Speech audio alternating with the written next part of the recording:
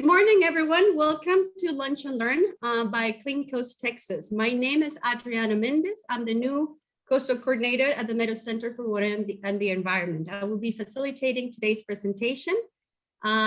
Today, Jason Pinchback and Brandy Santi with the General Land Office are going to be moderating this presentation, and they will going to be helping with the questions at the end. Our speaker is Tom Hegemier. We're going to hear about retrofitting and how to sustainably manage stormwater in coastal communities. Okay, I'm going to go ahead and launch our poll, our very first one.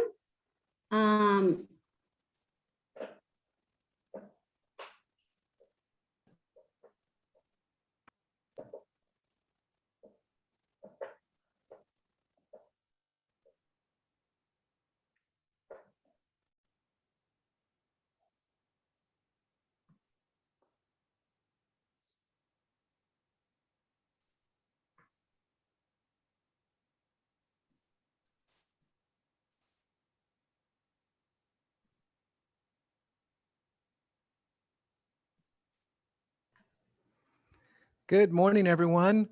Hi, my name is Jason Pinchback. I work at the Texas General Land Office while folks are moving through the poll.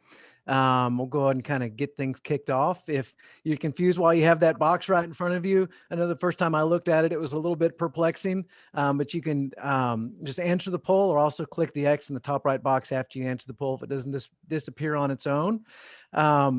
I work at the Texas General Land Office, and we launched a new program earlier this year called Clean Coast, Texas. And the main objective of this program is to work with communities and jurisdictions in the coastal zone to figure out how we can work together and enhance the management of non-point source pollution and improve water quality. Some of the benefits of this would be to reducing illnesses perhaps associated with beach advisories and contact recreation along Texas beaches, or to resolve current problems going on where we have maybe some floodplain management issues and water quality, where those are coming together. And we also have technical resources and a great website that we built that we'll be sharing the website address to that later on. We don't want you going there during this next hour at least.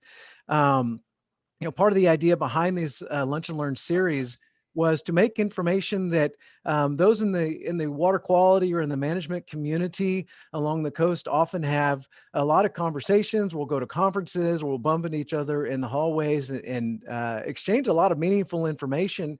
And so part of what we wanted to do is reduce some of the barriers associated with going to these meetings or conferences, or you're rubbing elbows with professionals, and to make some of this information readily available. And part of the idea here is we wanted to share information that might be meaningful to communities, that we could try to propagate the use of the different topics. We've had in past information about bacteria along the coast and water quality, harmful algal blooms. Next month, we have John Nielsen Gammon, the state climatologist, to talk about coastal weather. And today we are featuring Mr. Tom Hegemier, Senior Project Manager with Doucet and Associates. He's also a fellow at the Meadows Center for Water and the Environment. Tom has a lot of experience in working with communities and designing retrofits, and also working with communities on developing ordinance and then best management based on that ordinance.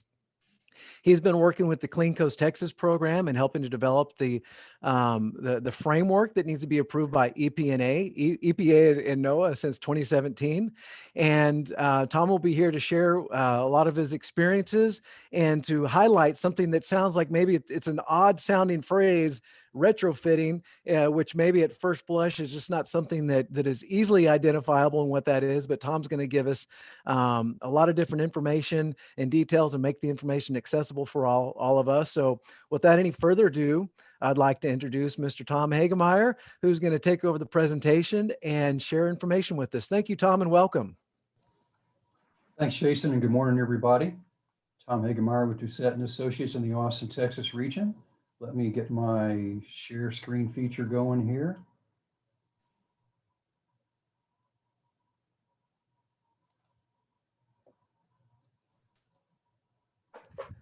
I'll let you know when we can see it, Tom. Are we good there? Can you all see the screen? Yes, we are. Thank you, Tom. Fantastic. All right. I'm sorry, before we started, a quick reminder, we ask you all kindly to keep yourselves muted during the presentation. You may choose to keep your camera on, that's perfectly fine. And you can type questions in the chat feature and we'll try to get to them at the end. Thank you. Thanks, Adriana. And as Jason said, retrofitting, it's kind of an unusual word. And what does it really mean in the stormwater field? And so to break it down, a retrofit is really just constructing a measure to mitigate a water quality or some kind of local flooding issue.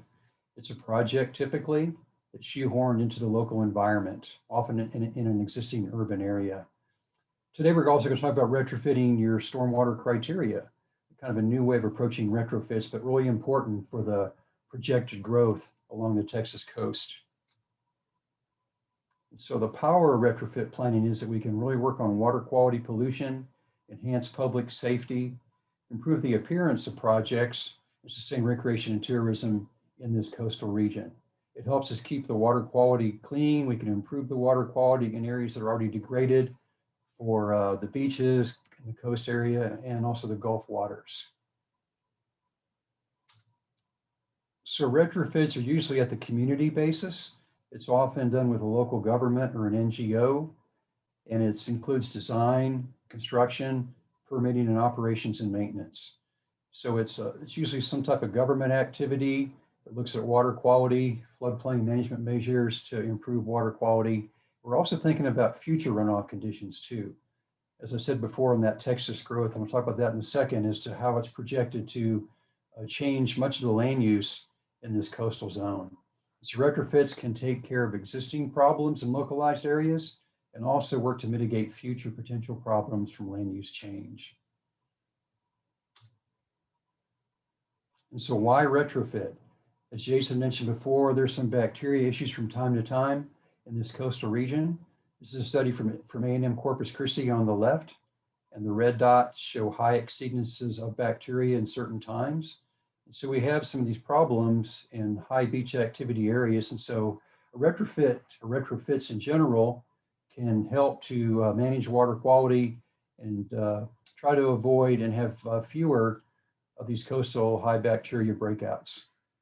Another big concern looking forward is the coastal population projection. The Coastal Resiliency Master Plan projects about a 3.3 million population increase by 2050. That's about a 50% increase in this coastal zone. That's pretty amazing to me. That's a lot of new parking lots, roads, houses, lawns that can add more water quality problems to the coastal region. And so retrofits, as I mentioned before, can work on existing problems, and also we can plan for the future. And this ties into retrofitting criteria for new development. To further show the overall water quality challenges in the state and focus more on the coast, this graphic from TCEQ, and in red are the impaired water bodies. And we see a lot of them around Houston area and then moving down the coast towards the south. Primary impairment is bacteria. And so this is where we're focused on our retrofits in most cases to improve that water quality and create healthier type water spaces. A quick summary of how this overall process works, and stormwater runoff is a primary driver of these water quality issues. It carries the pollutants off the surface of the ground into the receiving water, bay, or estuary. On the left, we have an undeveloped condition with meadows and trees, and so there's not very much runoff, as you can see from this arrow here. But once we urbanize the landscape and add impervious cover, add storm drain systems, and connect that area to the receiving stream or bay, we have a lot more runoff that can then sweep off the pollutants off the ground surface into that receiving water body. And so we're trying to manage in retrofits what's been impacted before via an urbanization or a development process. The common types of pollution are bacteria, pathogens, nutrients, sediment, trash and debris, and others. It's a wide array of pollutants that get swept off the land surface, can infiltrate from septic systems as well, or from leaking wastewater treatment lines.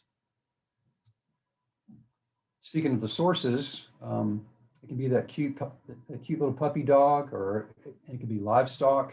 It can be wild hogs, and also all of our toilets that could go to septic systems or treatment plants. So it's our everyday actions that take place that can contribute pollutants to the land surface or to the ground itself. And then how we manage the land with fertilizers, pesticides, herbicides, that also can be washed off if not properly applied or not applied at the right time of day. And then erosion. If we have high levels of runoff, we have erosion of the streams and creeks that send more sediment and turbidity down to the receiving waters, which causes more impacts, plus you lose that stream habitat in the process. So everyday actions that take place in construction activities as well can cause problems in our local water quality. That's trash. That also is obviously coming off the streets and other areas in our communities. Retrofit locations. Now, retrofits can be put in almost anywhere, from parking lots to green spaces and even on top of roofs. It's this green roof on the right. So it's a matter of selecting the right retrofit practice for the right location and having the appropriate drainage area that's also managed by that retrofit measure. You hear the term often, best management practices, or BMPs, which to me is kind of confusing and not real clear. I like to say stormwater practices or water quality management measures. It makes more sense to me versus a BMP. So we use that term, water quality management measure, or some kind of practice will be our term today to describe these different retrofits. Back to different opportunities in the community, it's you can take green spaces and convert them to retrofit stormwater basins, infiltration basins, also rain gardens, to manage that water at the source. Our goal doing green infrastructure and retrofits is trying to slow the water down, spread it, and then soak it in at that source, and not try to pipe water to long distances at a big expense and then try to manage at that end of pipe. So we're trying to manage it locally. So this gets to the non-point source pollution as well.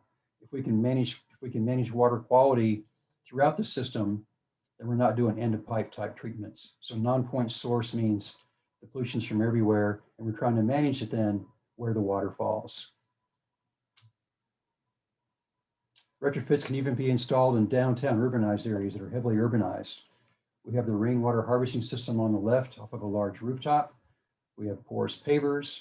We have grassy swells and medians, and also rain gardens here in this lower left-hand corner. So again, it's picking the right practice at the right location to manage the stormwater at the source as much as possible. And then one opportunity also in doing these retrofits is working with developers. If they're doing new projects in greenfields, but you have downstream problems, the local government can partner with that developer and maybe also apply some resources and create something bigger and better that can manage development runoff, plus also existing condition situations. So there's good opportunities with retrofits to expand the overall improvement of water quality. Look at a couple case studies of retrofits that we've designed at our firm in the last year in Central Texas, how they worked, and some key design details that are really important, because it's important to design with maintenance in mind.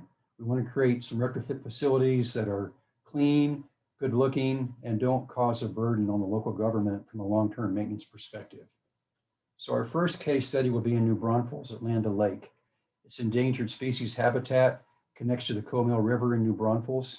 And we installed 2 bioretention basins at North Houston Avenue and also the NBU New Braunfels Utilities Service Yard. In Wimberley, in the Cypress Creek Watershed Protection Plan, we partnered with Texas State, this exact same team, to work on water quality and also water supply issues, and looked at pervious pavement in the downtown area, plus rainwater harvesting. In Wimberley also, we looked at their existing water quality criteria and helped them retrofit their criteria to better manage development going forward in the future. So at Landa Lake, the 2 different retrofit projects are the North Houston Avenue and NBU service yards I mentioned before. It's apartments and single family land use, plus also there's a large service yard that drains directly to Landa Lake, which is that habitat. This is a situation where the endangered species has a habitat conservation plan, or HCP. and they have funding as well. So the funding from the HCP was connected with New Braunfels funding and NBU funding to create a joint project that can benefit all the parties and protect the habitat in Landa Lake. So in this photograph right here, looking down from above, we have North Houston Avenue, and it drains towards the top of the screen, right towards the slough that feeds Landa Lake. The street drains right into the slough. So we have runoff, oils, grease, toxins, bacteria, goes right into the slough and it goes in untreated. This is the NBU service yard. You can tell it's pretty industrialized. That runoff also used to go right into the slough.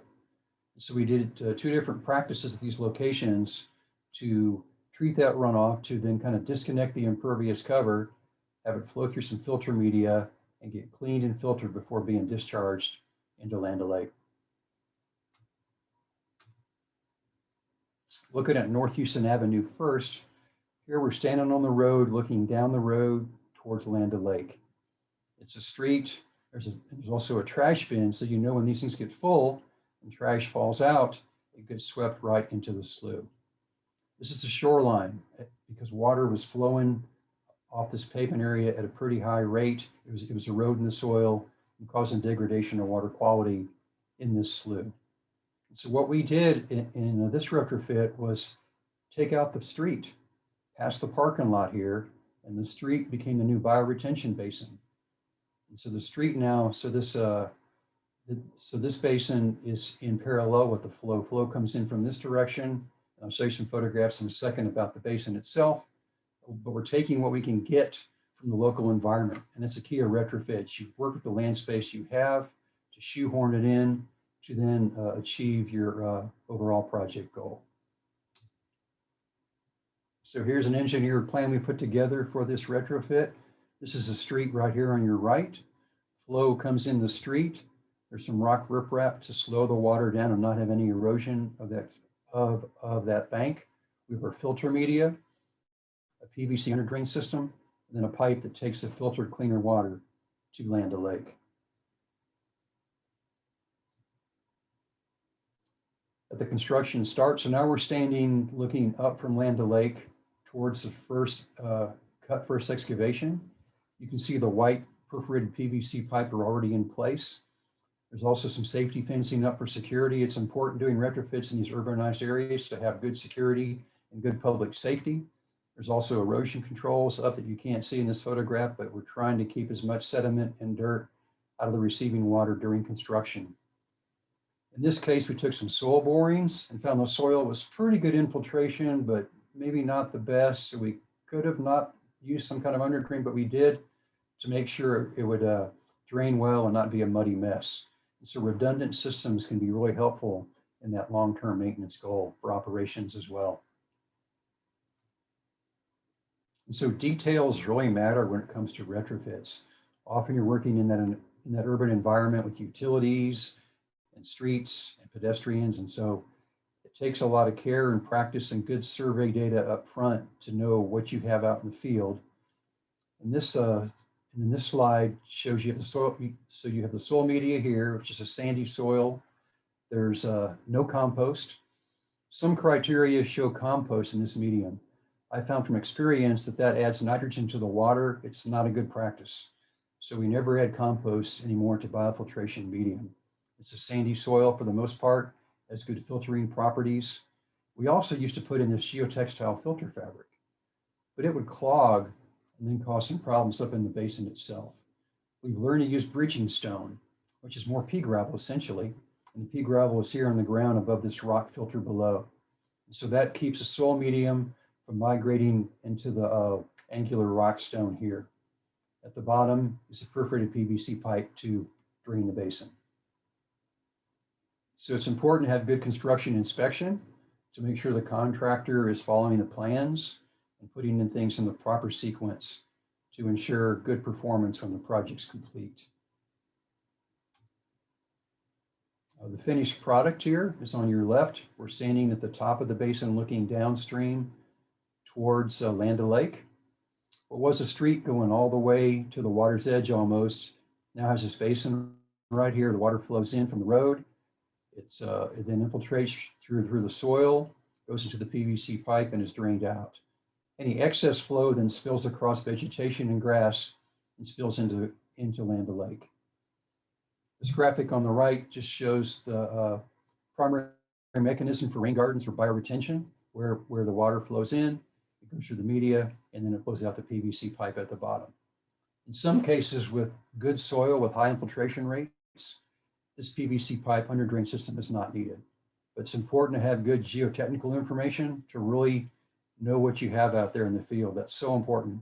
Good geotech and good survey is really money well spent to have a good final product that can be built per the plans and easily maintained for the long haul. So in this project, we have the basin that's in parallel with the flow coming this direction. Shifting over to the NBU service yard, we had a smaller space that was narrow. You have the parking lot on the left. So in this case, we have the rain garden is now going to be perpendicular to flow. So again, you have to size and shape your basin or that retrofit practice to fit within the landscape to meet your accomplished goal. Here we added a concrete ribbon curb to hold the pavement in place. And so then water sheet flows into this bioretention basin. It gets filtered before being discharged into Landa Lake. Now we're going to shift over to Wimberley and the Cypress Creek Watershed Protection Plan.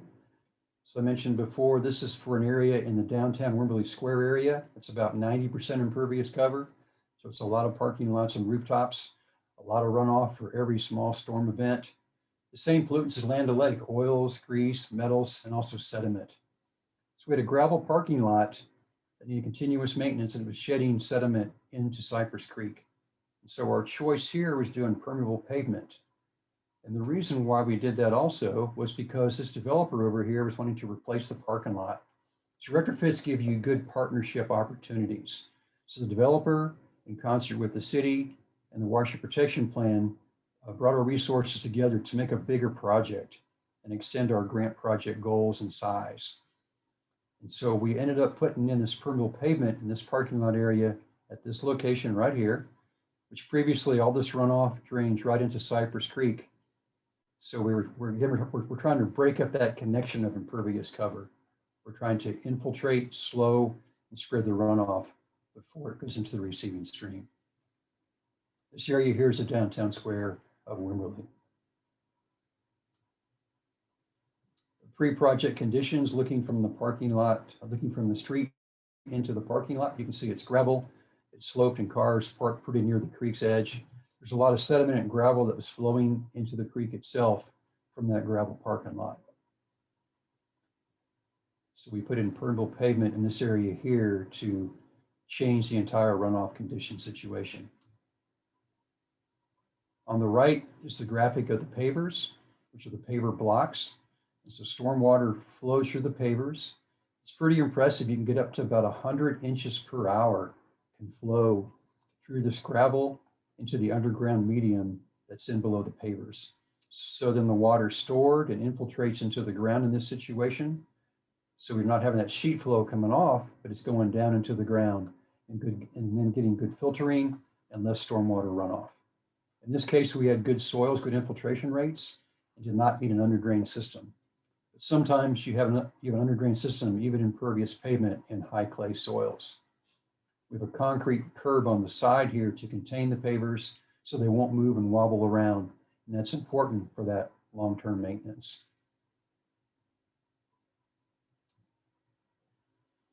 A cool project, I think, is at the golf course rainwater harvesting. So the golf course in this area used to use groundwater, and they would pump the groundwater to wash their golf carts. And a key goal of the Wimberley WPP is to keep more water in the ground to sustain spring flows in Cypress Creek. And so we use rainwater harvesting cisterns. We're catching the water off of pretty large rooftops. And now they use rainwater to clean the golf carts. So it's kind of like a spot-free rinse. It's good, high-quality water, not harder groundwater. So you have cleaner golf carts and more water is kept in the ground. It's a unique type of water quality retrofit that also provides some water supply benefits. It's so important to think about that as well in this region.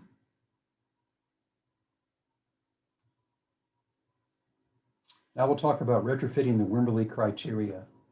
Two examples I'll share today are on the waterway buffer zones and also impervious cover management.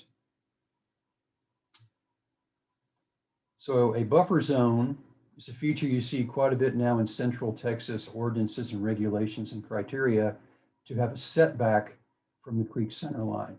It's a setback, it's an area of no development. You might have some parks and trail activity, but it's primarily an undeveloped zone. It can begin at different drainage areas, and the smaller the drainage area, the more protection you get. And the setbacks can be based upon some prescribed setback, such as 25 feet to 300 feet based upon the overall watershed size, or it could be your 100-year floodplain. So in the process of having these buffer zones, you get good water quality treatment as water flows across a buffer zone towards the creek or bay or estuary. You could have buffer zones along shorelines as well. And you also get good floodplain protection. You're keeping property and homes and fences out of harm's way. That's a real benefit of these buffer zone measures. And so why buffer zones matter to me, this is a great example. This is north of San Antonio off Highway 281. You can see the stream to the left. The stream is flowing from left to right across your screen. So a shopping center about 10 years ago got approval to put in a big concrete channel. So you go from a natural stream that's wooded, good habitat, good slowing of flow, good filtering of pollutants, to this large concrete channel that just blasts the water towards Highway 281. By having a buffer zone criteria in your codes and regulations, the natural channel would have continued all the way down to Highway 281. But the developer was able to get a permit to put this concrete channel in to shrink the floodplain and have more land to develop. So we'll take a look at what that means from inside the channel. And so we're standing right now on the concrete edge of that channel looking upstream, in this photograph on the left. You see the natural channel. It's a good, healthy hill country type system. On the right is the concrete channel. It's about a 4-lane freeway, essentially, that just blasts the water towards Highway 281 in the background. So you've lost all habitat. It actually accelerates flow, increases flows downstream, can cause more flooding downstream, can also cause erosion and degradation of the creek at the outfall of this channel. So this is why it's important, I believe, to consider buffer zones in this aspect to really keep natural systems that are redundant and resilient and sustainable for the long haul. Over time, this could become a skateboard type park, or it could be covered with graffiti. So just my 2 cents on buffer zones and their value. And this is showing buffer zones in development, in single family development. You have the headwater streams are protected, so the natural creeks are in the red lines, and the yellow lines reflect the buffer zones or setbacks from that waterway. So the engineer and planners place their development outside the buffer zones. So we're keeping the natural drainages free and clear of development. There's no floodplain issues. You have good stormwater flow that drains across the land surface for slowing the flow and filtering it before it gets to the creek. So these types of measures can be done. They're very effective in long-term floodplain mitigation and water quality management. The next item is impervious cover management. We saw earlier about adding impervious cover in roads and having it connected right to the creek can cause a lot of floodplain issues and other water quality concerns. We found from study and research that unmanaged stormwater from developed areas can increase the channel size by 2 to 7 times. So it can downcut, the creek can downcut, you can lose your shorelines, they can get wider, and in the process you can lose homes, property, fences, etc. And so you can have a complete loss of the natural system to this highly degraded problem area. So that's the importance of impervious cover management and using narrower streets and trying to reduce connected impervious cover, trying to break up that runoff flow across the ground surface. So the Cypress Creek ordinance, the new ordinance, the one that's been retrofitted, incentivizes different disconnection techniques, including rainwater harvesting and grassy swales and things like that to slow the runoff before it's discharged to the receiving water body. This slide here shows an example of that, where you have good grassy swales versus curb and gutter. Curb and gutter require storm drains that really accelerate the runoff. And by keeping the flow in these ditches, a lot of times there's no runoff at all after smaller rainfall events. Also breaking up parking lots, having them drain off through good grassy areas can make a big difference to slow the flow, spread it out, and soak it in. So funding resources, this is where Clean Coast Texas can help you all with doing different types of planning and looking at different opportunities in your community for retrofits, trying to find the right retrofit for the right situation. We can also identify funding resources such as TCEQ 319 Watershed Protection Plan grants, such as in Wimberley. We're doing the same over in San Marcos right now and also in the Austin area. So 319 projects, there are many of them also on the Texas coast. There's, I think, over 20 approved WPPs and TMDL studies in the coastal region. So that could be a good springboard towards pursuing more funding to actually design and construct retrofits in your community. The projects of special merit through the CMP program, Coastal Management Program, are also another way to seek funding for your projects. Y'all may be familiar with the Coastal Resiliency Master Plan being led by the GLO. It's looking at many different opportunities and challenges and projects along the entire coastal region. Then you have CDBG mitigation type of funds that are being now issued by the GLO to do a lot of flood mitigation type projects in response to Hurricane Harvey. The Texas Water Development Board also has funding for projects such as this. And then FEMA has several different programs to provide funds and resources.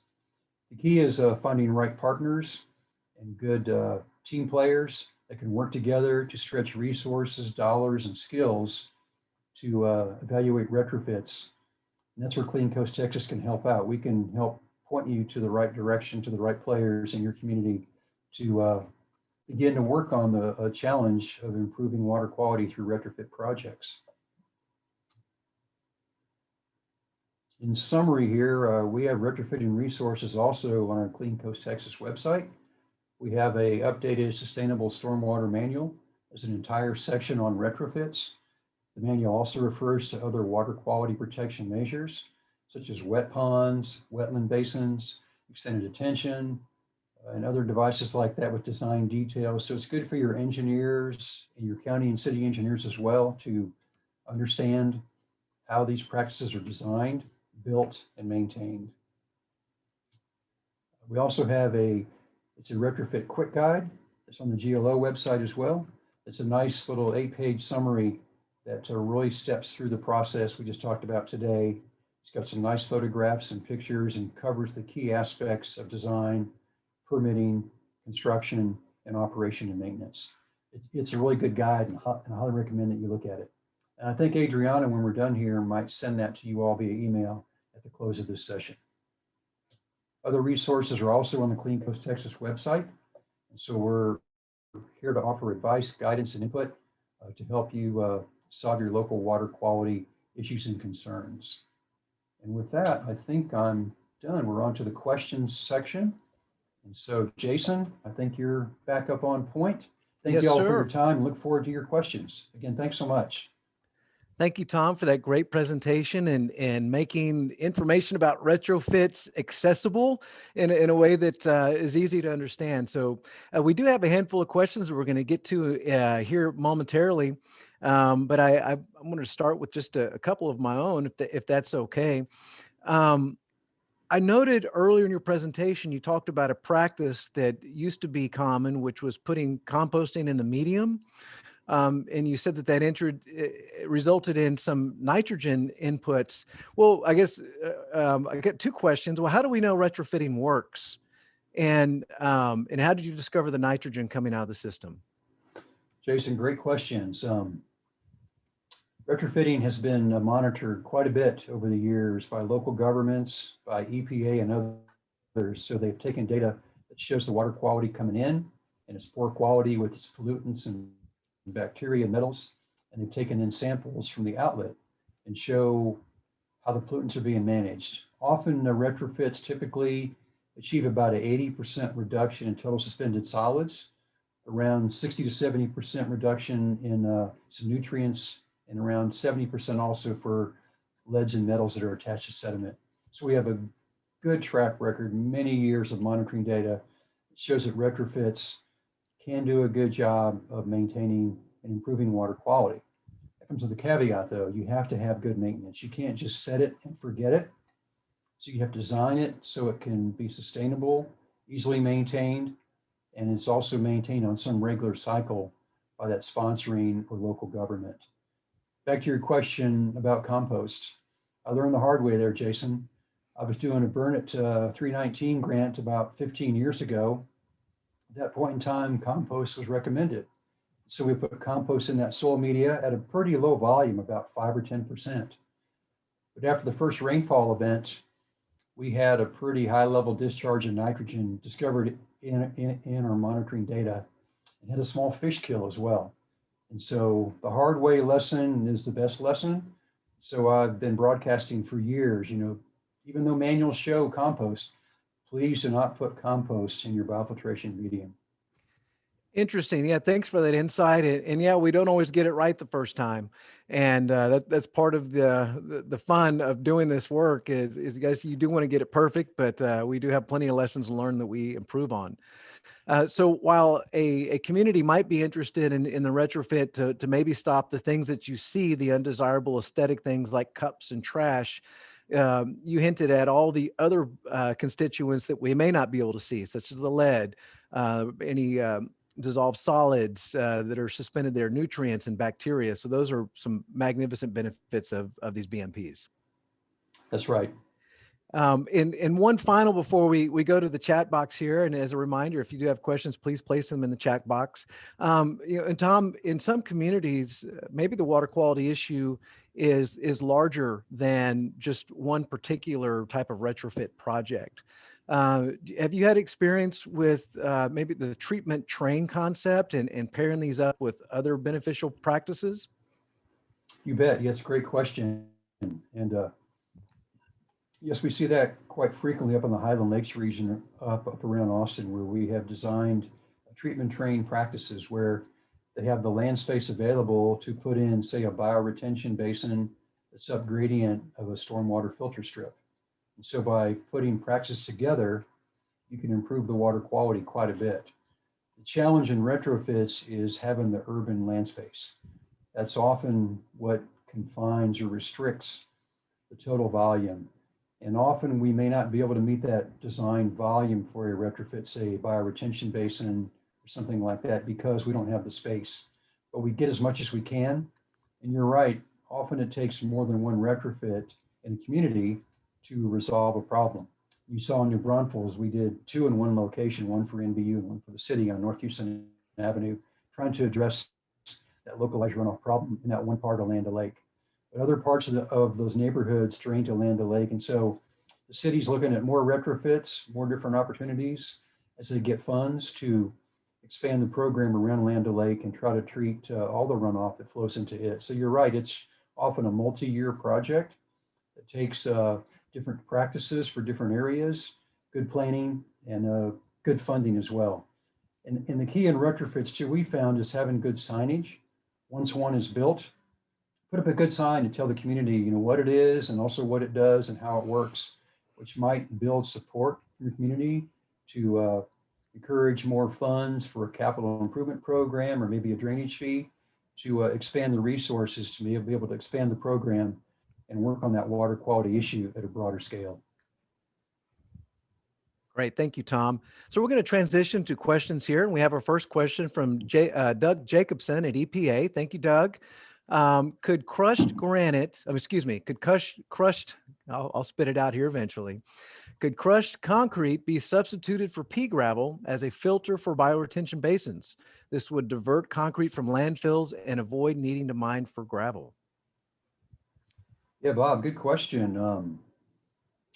I would think if you have broken up concrete, the key is not having any dust.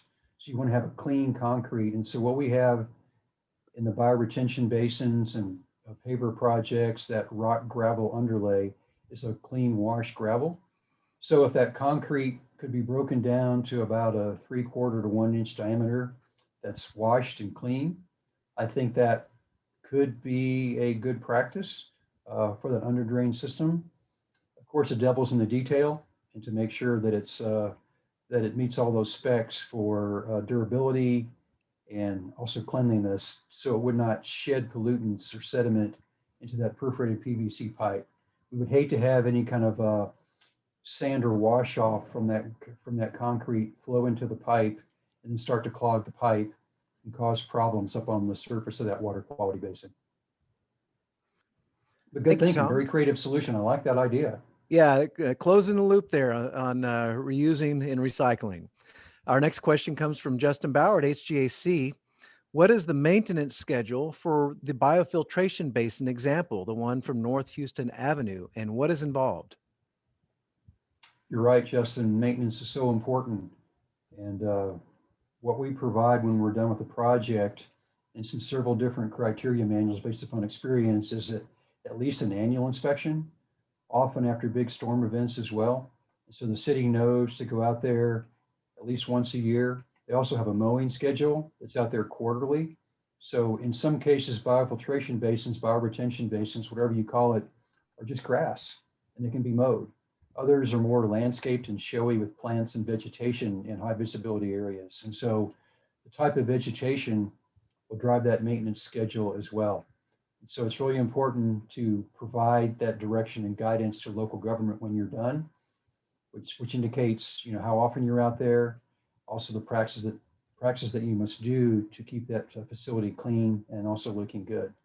And each type of practice has their own maintenance schedule, but at a minimum, it's at least once a year. Thank you, Tom.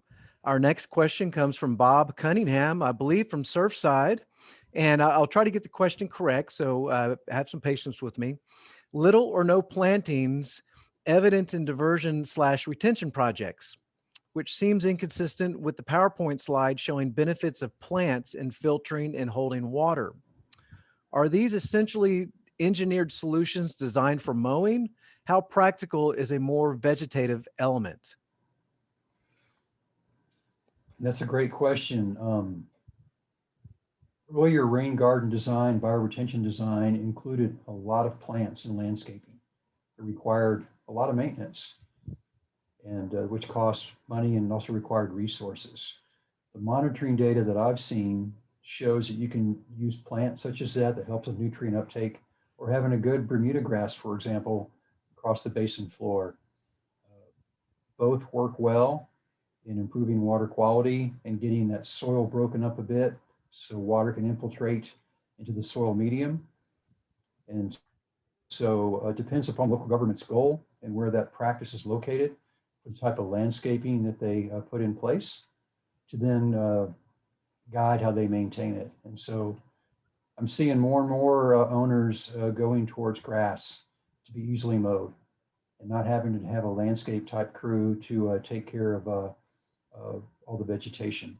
Of course, native plants are key. It's important to use native local plants if you do want to put in a more showy rain garden or bioretention basin. Use the native plants that are adapted for having some short-term inundation and also drought. Thank you, Tom. We have a follow-up question here, actually a question from Susanna Riley. Are buffer zones protected by ownership or an easement? Yes, buffer zones are typically protected by an easement, is what I've seen in the past. It depends. In some communities, the community might actually acquire the buffer zone for a parkway or a trail, but it's usually an easement that restricts what the landowner can do beyond that easement line.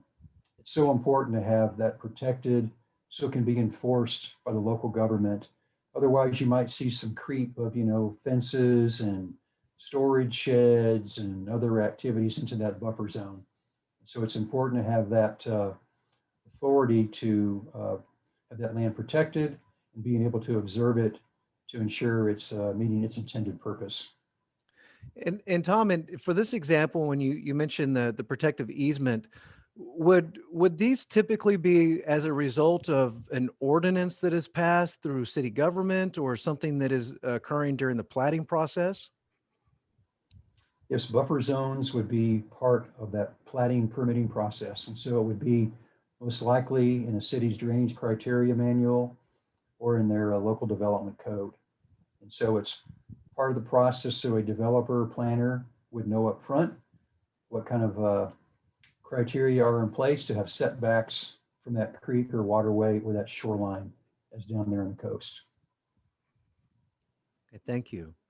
And Susanna does have a follow-up question. Are there any published studies of retrofit impacts on urban stream syndrome? I would like to ask Susanna what urban stream syndrome is. I'm assuming it's degradation of the stream, but it could be water quality related. It could be riparian habitat loss. It could be total channel transformation that I showed in that one slide where unmanaged impervious cover just blew away the stream, which is pretty common. And so one retrofit by itself will probably not resolve a problem. It may be a series of retrofits. It depends upon the situation. So it's a retrofit plan or a comprehensive stormwater plan is so important to manage those inputs, those negative inputs into the receiving water to improve the water quality. But if you can guide me, Susanna, towards the urban stream syndrome, I'd like to look that up and learn more about that. Yeah, it's a little bit of an unfamiliar term for me also. I see Brian DeSanti, our NOAA Coastal Fellows, put in a link with the publication, but perhaps we'll get a follow-up on that as well. Our next question is from Bob Cunningham. And when he references not using compost in retention pond, with widespread encouragement of mulching in landscaping to save water and reduce weeds, does that impact nitrogen runoff to the watershed in rain events? So Bob, I think you're talking about probably mulch and compost up in the landscape service itself and not in that water quality measure or practice. And I would agree in those situations, it's a good practice because you're not putting that compost or mulch where you have a concentrated flow. It's not where the water's collecting in the stormwater basin or a bioretention facility or a rain garden. And so by having those areas outside of that concentrated flow, having the mulch and compost, you can promote that soaking, spreading, and slowing the flow where the water falls. And so those are great practices.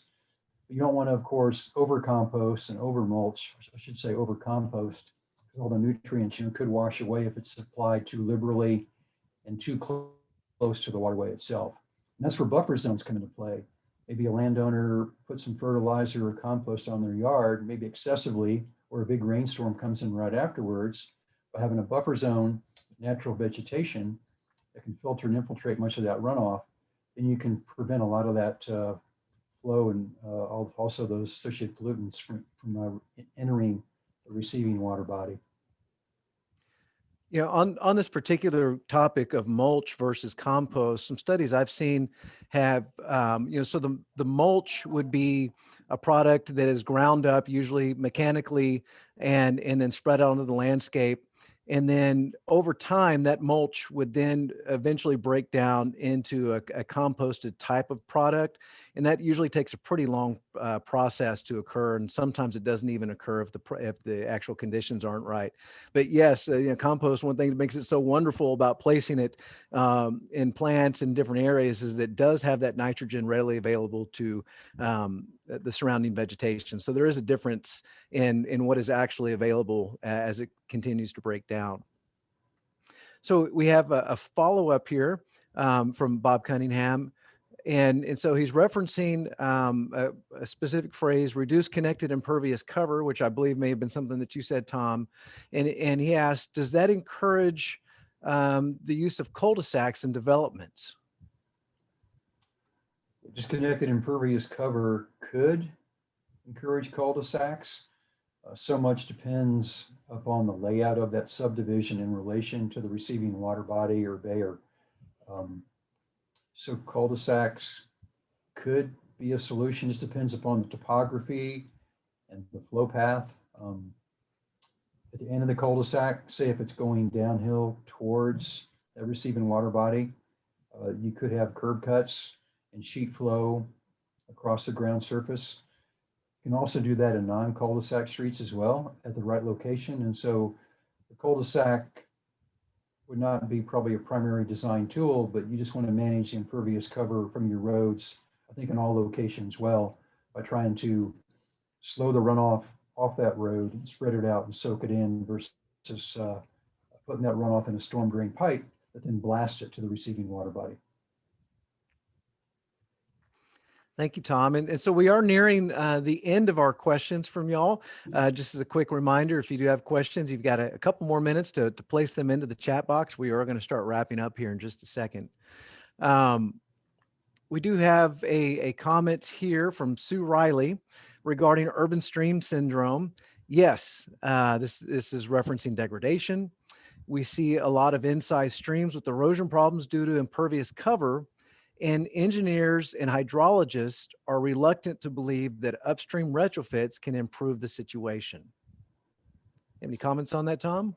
Yeah, I sure do. And you're exactly right. In that one slide I showed of that home falling into the creek, that was from decades of urbanization without any stormwater management for new development. And so the impervious cover of the parking lots, the streets, the roads, the houses drained directly to the receiving stream and just blew it out.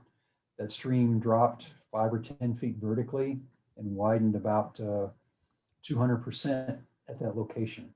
And so we see it quite often. And so once a stream has degraded, has cut down, has incised, has widened, it'd be difficult for a retrofit, in my opinion, that we talked about today, to restore that water body. You have a whole new stream scenario now, a whole new stream situation. And so that's where you might think about natural channel design, which we have in our sustainable stormwater manual as well, to look at restoring that once degraded waterway with more natural systems to then bring in pools and riffles and work in that new environment to restore that stream. And of course, it's often costly because you're in neighborhoods or commercial centers that have been built around it. And often it can require some more land. At the same time, you're thinking about floodplain mitigation as well. And you don't want to, from my experience, I see local governments don't want to lose their floodplain capacity. They don't want to increase the floodplain by doing a natural channel design. So it's a balancing act. But I think in that case, I think your retrofit project is more of a natural channel design, stream analysis versus putting in, say, a bioretention facility because the damage has already been done. Thank you, Tom. So George Gillen from Houston has commented about the urban stream syndrome, which describes the consistently observed ecological degradation of streams draining urban land. Symptoms of the urban stream syndrome include flashier hydrograph, elevated concentrations of nutrients and contaminants, altered morphology of the channel, and reduced biotic richness with increased dominance of tolerant species. And he cites the source. And basically this is, goes back to increased impervious surfaces. So with our Clean Coast Texas program, we have chosen to include resources and capacity focused specifically on retrofitting because we see it as a valuable tool that could be employed and used by municipalities and other jurisdictions along the coastal zone. So it's not saying that studies are not important in understanding things, which are a piece of the pie, and it's not saying planning is not important, which is also a very important piece of this, which we're incorporating.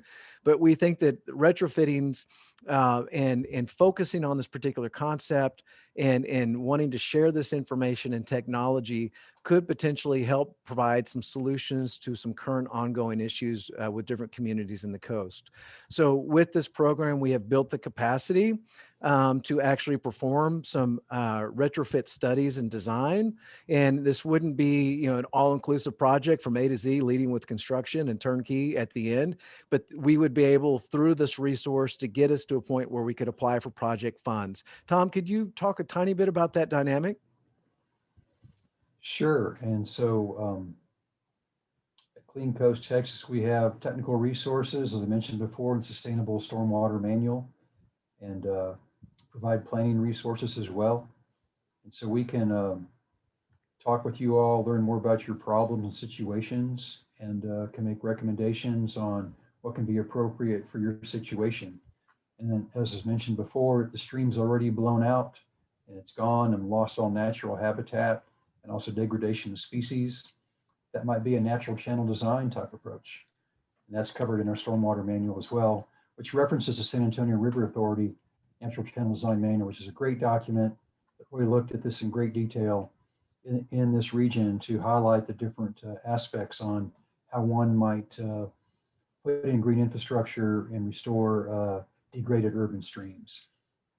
We also have the water quality manual that can highlight the different measures and how they work, how they function, how they're maintained. And so please contact us and we can share resources and start the conversation on next steps to help evaluate the situations in your community and offer suggestions on some best practices that might start the ball rolling towards restoration. Well, thanks, Tom, for taking these questions in stride and doing a great job. I learned a lot. It was a nice sidebar, just talking about urban stream syndrome as well and tying these things together. Some really thoughtful questions, and you can tell the critical thinking is cranking away here, not just for us, but for folks participating in well. So Clean Coast, Texas has made an open call to partnerships and collaboration. We are currently, our capacity is filling very quickly. We're already working with, I believe, 5 different communities. And so we do have a limited capacity, at least once we do kind of fill up, so to speak. But we do have some availability here. So if you are interested, please feel free to contact us and to see how that conversation goes. We do have a question from Sue Riley asking, does Clean Coast, Texas only work in the coastal zone? And the answer is yes. There might be some minor exceptions to that for areas on the fringe of that coastal zone boundary. But our work here is being conducted through authority provided to the General Land Office in the Coastal Management Program through something called the Protecting U.S. Coastal Waters Act, which was passed by the U.S. Congress back in the 90s. And so what this has asked coastal management programs, such as the one administered by the General Land Office, is to partner with other state agencies and to work with them in jurisdictions and communities within the coastal zones. And so that's in essence where our authority resides and we're focusing our work. At this point, Tom, I'd like to thank you so much for your wonderful presentation and for being a wonderful resource on this team here. And I would like to mention our next Clean Coast Lunch and Learn series will be on July 15th at 11 a.m. We have John Nielsen Gammon, who will be presenting some of his insights and information about his observations of weather and coastal weather. And if any of y'all have seen him in the past, you know, he's a great speaker and very dynamic. And this weather thing is impacting us all more and more. And you can kind of see it here with how weather's treating us right now. I would like to say thank you so much and turn this over to Adriana. Thank you everyone for attending. We were so happy to see you. We had 50 participants today and we're very exciting. To try to be in touch with everyone, we're going to launch a poll right now. We will appreciate your answers. It will help us stay in touch.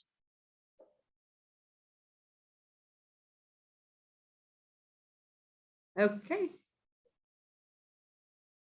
A lot of answers coming in. We're very happy to have you. Thank you, Tom, for being here.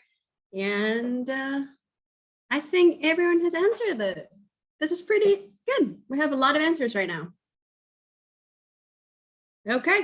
Thank you so much, everyone.